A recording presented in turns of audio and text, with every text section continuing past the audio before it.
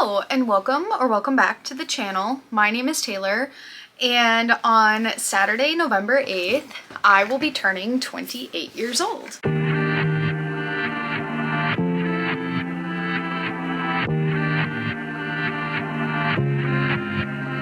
I've done this every year since I started my YouTube channel. I would do a 26 things I learned in 26 years. Since I'll be 28, I'm going to be doing 28 things that I have learned in my 28 years being alive. I try to make sure to pick different things to say, things that I learned specifically in that year, or maybe things that you and I just haven't talked about in the past. So I made my list. It was actually very difficult for me to make this list this year. I don't know why. Every time I sat down to make this, my brain just went, if you like just talking about life stuff, or if you like to crochet or read, don't forget to give this video a like and please subscribe to the channel as a birthday present. That would really make my day. And let's just hop in. So number one is, if you are tired at 7:30 p.m., just go to bed. Just go lay down in bed. Don't worry about having to stay up until like 9 or 10 p.m. Go lay down, scroll on your phone, go read your book in bed. Your body probably needs that extra rest, and that is okay. Number two, it's not some divine thing that you'll feel when you find the one. It'll be a decision that both of you make to choose each other every single day. When I was in my younger 20s and I would talk about being with someone forever, I was so confused about how do you know it's the one? There's no way that people just know, because I don't believe in the notion of when you know, you know. I believe in communication and choosing each other. And that's when you know. And I think it's more about, it's less this divine thing. Because when people talk about it, it almost sounds like this magical thing where you just connect and yes, you agree on everything. And that's not what happens at all. And so I want you to know that it's about the fact that two people chose each other. Number three, doing things outside of your 9 to 5 is so important. I feel like I talk about this a lot on my channel, about how I have a day job that I love a lot. But having your job be your entire life can be very hard on the soul. A job can be a huge part of your life and it can be a big passion of yours, but we as humans are multifaceted creatures. It doesn't make sense to have one thing. We're not book characters where they all just have their one definable trait. So whether that be volunteering or having a side business or coaching or just being involved in your community in some way, it is really important that you have things going on outside of that 9 to 5. Number four, taking a break from your main hobby is normal and needed. I've been feeling this a lot recently. I crochet, but I'm also just a very crafty person, and I've really been enjoying crafting in different ways recently. I am starting a new series of handmade holiday and specifically crafting things that aren't crochet for people's gifts for this year. So if you want to follow along, subscribe to the channel. It's normal to want to take a break from your main hobby, and it's okay. That doesn't mean you love your number one hobby any less. This one, I always add in a few kind of funny life lessons. So I have moved every year for the past 10 years. We are hoping to break this cycle in 2026. I feel like I have the expertise to tell you about how to pack. So the best way to pack when you own lots of books, if you have a personal library and you're like, how in the world am I going to move this? When you take a box or a bin, put books on the bottom. So let's say I would do between 2 to 4 layers of books, depending on how big they are, how heavy they are, anything like that. So you have that nice heft on the bottom. Then put something soft in the middle. So that would be your towels, your sweaters, things that don't get hung up, blankets, and then put other stuff on top. Put your extra stuff on top. So that was pens and pencils or extra crafting supplies, my markers for coloring. That will make it the easiest, because books, if you fill up boxes with books, you're going to either throw out your back or throw someone else's back out. It is not good. But obviously, if you were to only half pack all these bins, that's also a waste of space and money, right? So that is the best formula, I'm telling you, to pack books. Just try it out. If it doesn't work for you, it doesn't work for you, but I'm telling you that it has worked time and time and time again for me. Number 6 is Facebook Marketplace has almost anything you need in your area, and also join your local Buy Nothing group. Helps reduce waste and can help build community. I love the Buy Nothing groups on Facebook. I have never gotten anything from Buy Nothing groups. Things normally get picked up so quickly. You have to like log on and somebody has to have posted like 2 seconds prior, you know what I mean? But I think that they are such a good way to kind of help your local stuff just kind of like stay in the area or extend the life of things. I also love Facebook Marketplace. I know that, you know, be careful, obviously always use discretion when going to a place that you don't know or meeting up with people that you don't personally know. I like giving money directly to people for their items. I mean, I always love going to the thrift store, but I like knowing that like somebody gets to use this money like right then and there. You know what I mean? Number 7, word searches are so much fun and they help you with your spelling and vocabulary, and it's something easy and it's not as intensive on your brain as Sudoku or crossword puzzles. I used to do a lot of word searches when I was a kid, and then I kind of got out of it, and recently I have been really getting back into word searches, and it has been so enjoyable for me. It's not something I had anticipated really like falling back in love with as an adult, but I am so happy that I did, because I see people doing like the New York Times crossword or, you know, Wordles or, you know, just these little brain games, and I am not good at Sudoku, I'm not good at crossword puzzles, but I feel like I'm pretty good at spelling and finding, you know, puzzles with word searches and stuff. That has brought me a lot of joy this past year. Number 8, examining your relationship with consumer culture will help you save money.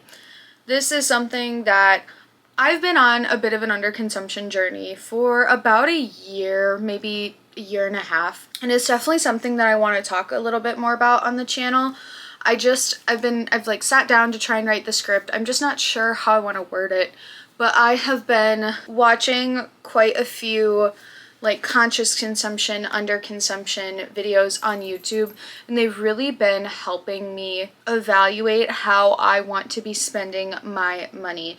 Obviously, I know I spend a lot of money on books. It's all relative, right? But I thrift a lot of my books. It's helped me a lot evaluate like what kind of clothes I'm bringing into my life, or even just like the amount of hobby supplies. Like I used to buy yarn all the time, and I actually have not bought yarn since June. I do plan on buying some when we go to Sioux Falls for my birthday. I have really been able to evaluate these things within me, and it has helped me save a lot of money within the past year. So seriously, I do think that everybody should just evaluate their relationship to consumer culture. Number 9 is use your local library. Please, please, please. Libraries are so important to society. Having access to knowledge and books is absolutely invaluable.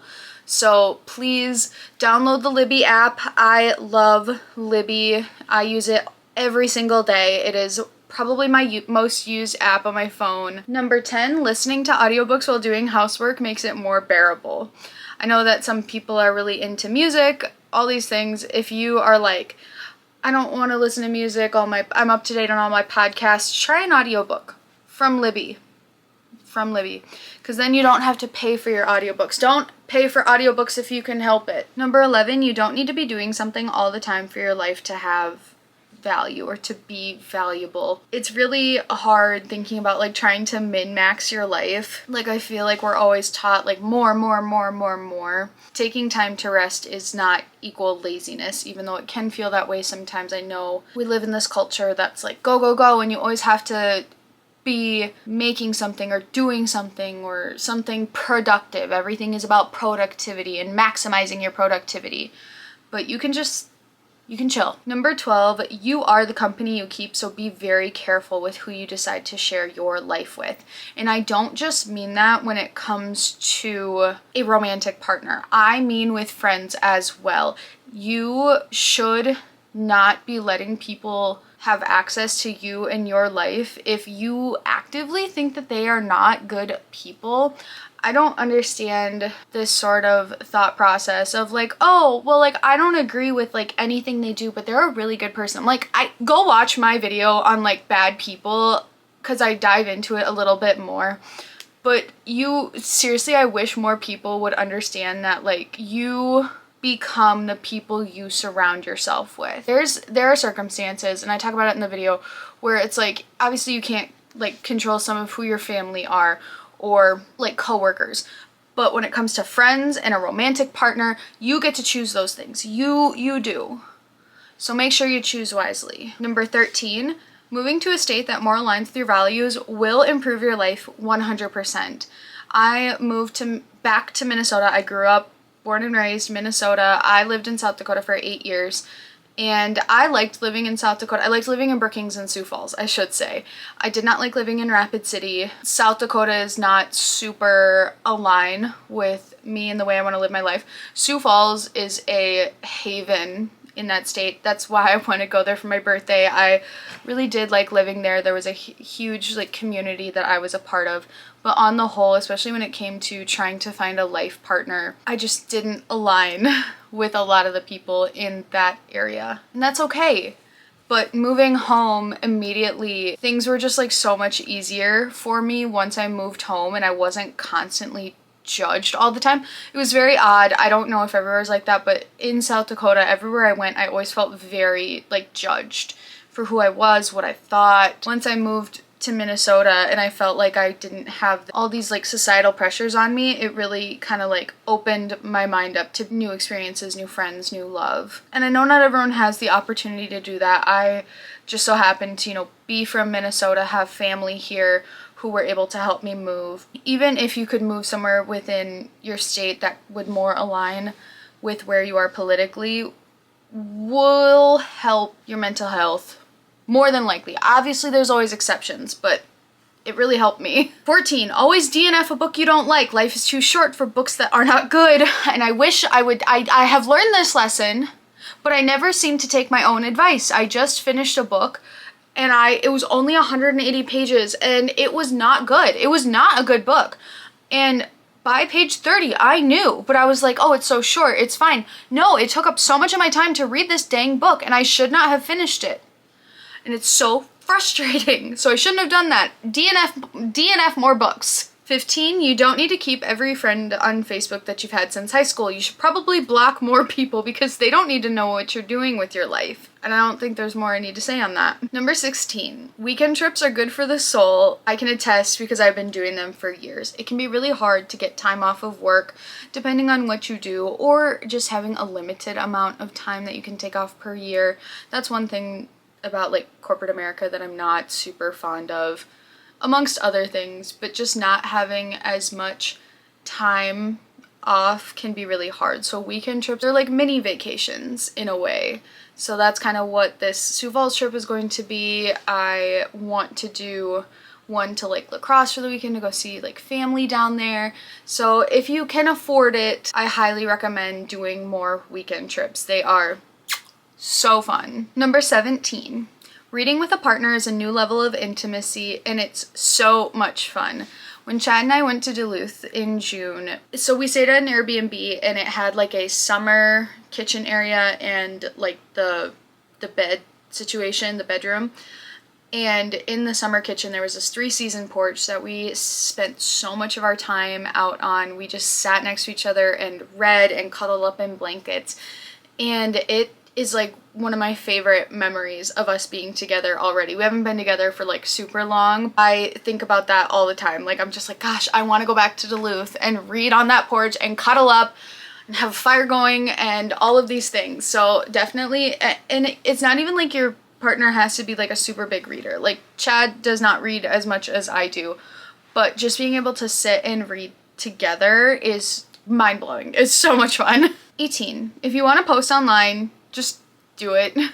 I sat around and thought about creating a YouTube channel for years, and I'm glad that I waited until I did to start, but I did have some like encouragement from friends at the time to be like, yes, yes, do it. What are you waiting for? And truly, it makes me wish that I had started sooner. I feel like this is something that I really love. And if it's something that even you think you might have an inkling of, just try it. And if you don't like it, you don't have to continue. But I wish that I hadn't sat and like thought about it as much. I wish that I had just started doing it. So if you want to, I highly recommend just doing it.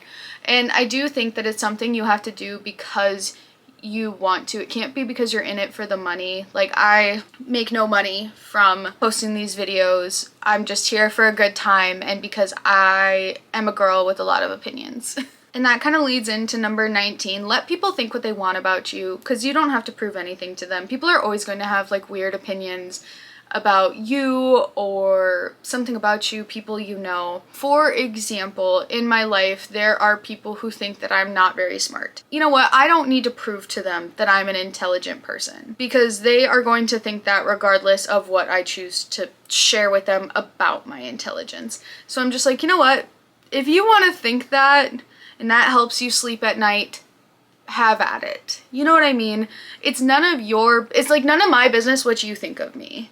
Like, I hope that you think I'm a good person, and I know that I can only control how I treat you. You know, if I know that I show up and I'm a good person and I'm nice to you and you choose to be a certain way, that's no longer my business. Number 20, it's okay to want to change your career path. Even though it will take a long time to get there, it'll be worth doing something you love. I don't know if I've shared on this channel quite yet, but I want to go to grad school for teaching, which is not something I ever thought I would do. I mean, I guess I always had this like far off pipe dream, like someday I'll be a teacher, but picking up this coaching job and working with students, I'm like, no, this is actually what I want to be doing. And I'm very nervous for how much work it's going to take. Like, this is going to be like a 5-year sort of thing. And I'm scared and I'm nervous, but I know that it will be worth it. I know I have people that are rooting for me and that are in my court. And so I just have to start. And it's hard because we're kind of like in this weird limbo space of like getting to the end of like fall semester time for colleges and stuff. So I have to talk with a recruitment counselor and sort of get the ball rolling that way. Sitting around and worrying about how much time it's going to take is not going to make me get there any quicker. 21. The best way to build a personal library is buying books secondhand, especially if you want to get into like classic literature. Like, most of my books are secondhand. Like, I just posted, what was it, on Tuesday, like a secondhand book haul if you want to check that out. Books are so expensive. Everyone talks about the price of books right now. And if you are someone who doesn't mind having secondhand books or all that stuff, that's how you are going to be able to acquire a lot of books. Because buying them new, when you are someone who doesn't get sent books, that's impossible. That is a way to just get yourself into debt. And not every book has to be new and pristine. And actually, a lot of books at the thrift store are very gently used. Do be careful. Make sure that you examine your books, or the books at the thrift store. Make sure that they're not like moldy or smelly or anything like that. I was at a thrift store the other day and I opened up a book and I was like, oh my god, this just needs to be like thrown away. Like, this is gonna like ruin other people's books, because like once it's got stuff on it, you gotta be really careful about like bringing that into your space. But either way, most of the time the books aren't that bad. That was like kind of an extreme case. But if you want to build a personal library, look at the thrift store. Number 22, it's really important to know the political views of where your money is going, such as like streaming services or just like grocery stores and all this stuff.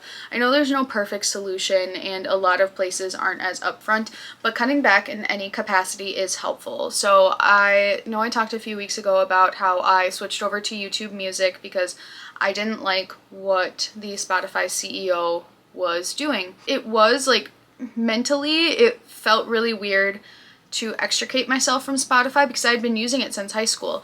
But now that I've gone over to YouTube Music, I'm like, oh yeah, this is just as fine. You know, it's just a music streaming service. Like, you don't need to feel like any certain loyalty to companies. You know, like, companies don't feel that way towards you. They just want your money. Be aware of where your money is going. 23, you cannot buy a personality. Shopping is not a hobby, and that kind of harkens back to talking about consumer culture. Buying things is not who you are.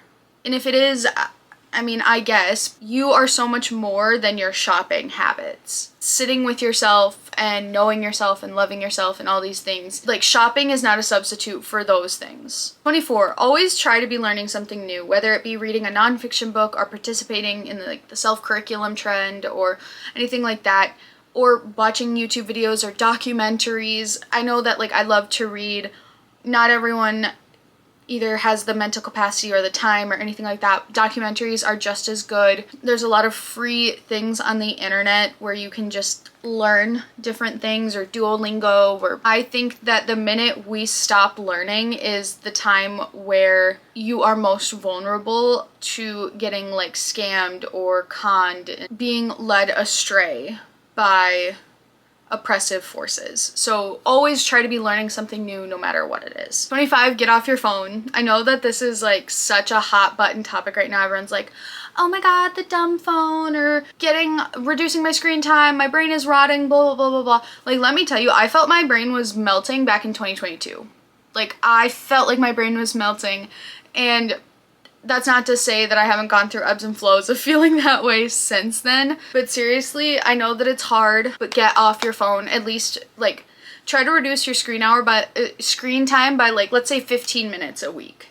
If you can get down that much, and I know that some people work on their phone, I do a lot of my, reel editing and take clips on my phone, but I'm really trying to reduce my scroll time, and my mental health has been so much better. And that's not to say that I'm not aware of things that are going on in the world. I have not checked out of that, but I have checked out of mindlessly scrolling. Number 26, the best workout that you can do is the one you do consistently. This year in particular, I've been doing really well with at least being consistent with my workouts.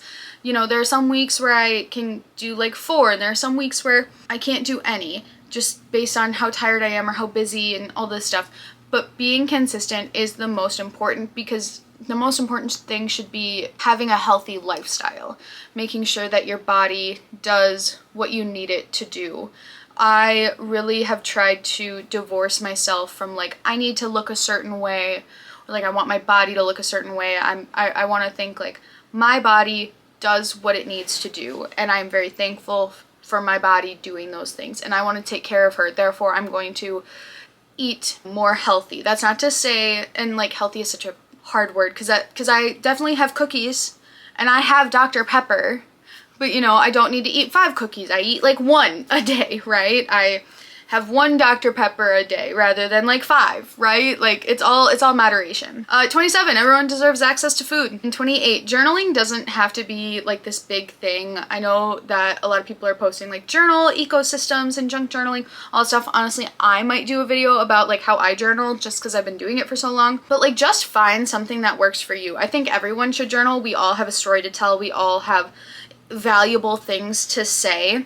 And that's not to say that your journal is going to be published in any certain way, but those are things that you can pass down to people who are important to you, or I don't know. It also helps me at least form the way I want to say things to people, or if I'm particularly struggling with something, I can write about it, and then I can construct how I'm feeling about it, so then I can take it to someone else. Because sometimes when we're in these heightened emotional states, we aren't as articulate as we want to be. So it's nice to have this very private place where you can kind of crash out and then be okay, I've had my dramaticness, now I can go and I can talk about this like a civilized person. There are so many really cool and aesthetic journals online, and trust me, I tried.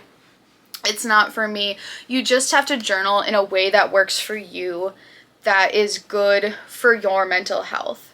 And once you start making it too complex, for a lot of people, that's when the fun ends. For me, that's when the fun ends. I just want to sit and write. I'm very simple in that way when it comes to my journaling. But I think that everyone should journal. And those are the 28 things that I've learned in 28 years. Thank you so much for watching. Let me know if you've got any, life tips in the comments below. I would love to know. Don't forget to give this video a like and subscribe to the channel for a birthday present for me. I would love that. And thank you guys so much for another, wonderful year on YouTube. And I will see you guys next time. Bye!